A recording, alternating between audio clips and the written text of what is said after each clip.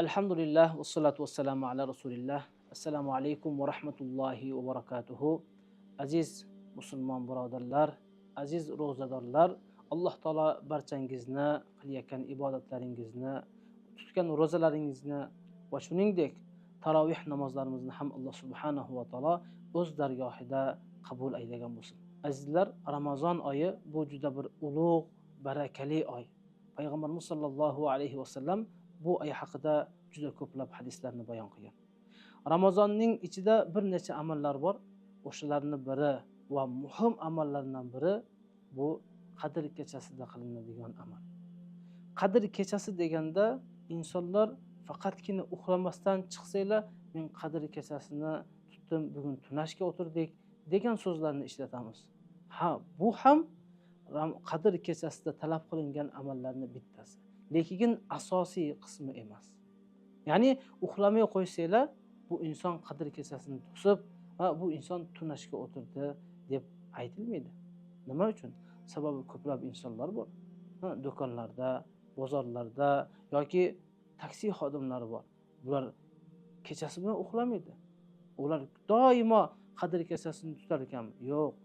Qadr kechasida nafaqat uxlamaslik, balki o'sha Qadr kechasida bir necha amallar bor.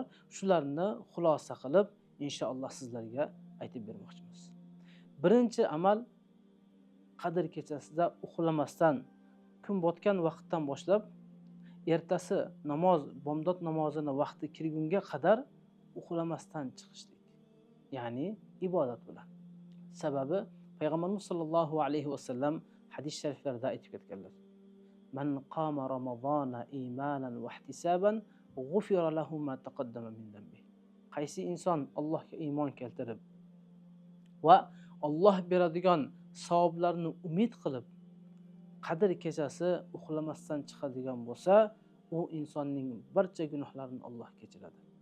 Demak, azizlar, inshaalloh biz ham Qadr kechasi uxlamaslikka harakat qilaylik.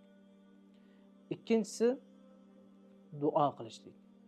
Imkon qadar har bir inson o'z zabonida, o'z tilida duo qilsin Alloh subhanahu va taologa. Yig'lab duolarni qilaylik. Sababi bu kecha bir yilda bir marotaba keladi. Uxlab qolmaylik azizlar. Dangasalik qilmaylik.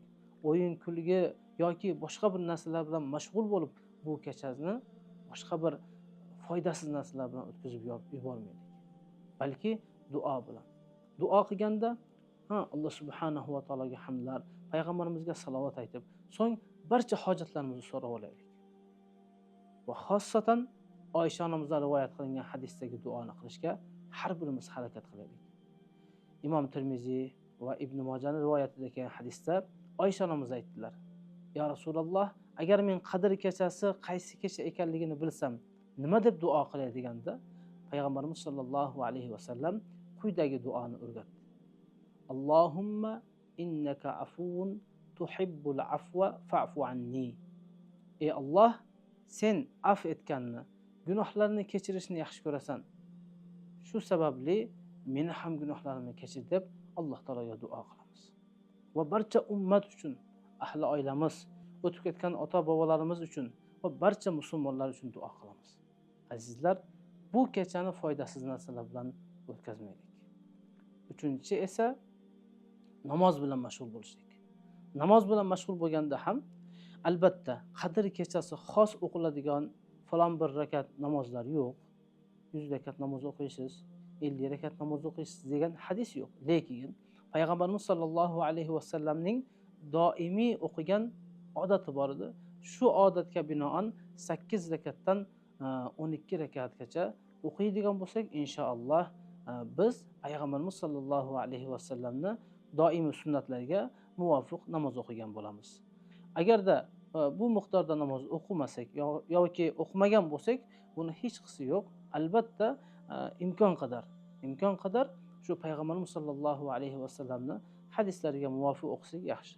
Albatta bir insonlar kelib undan ko'p o'qiydigan bo'lsa, buni hech qachon shariatimiz bu narsadan to'smaydi. Alloh taolo barchalarimizni Qadr kechasiga yetkazgan bo'lsin.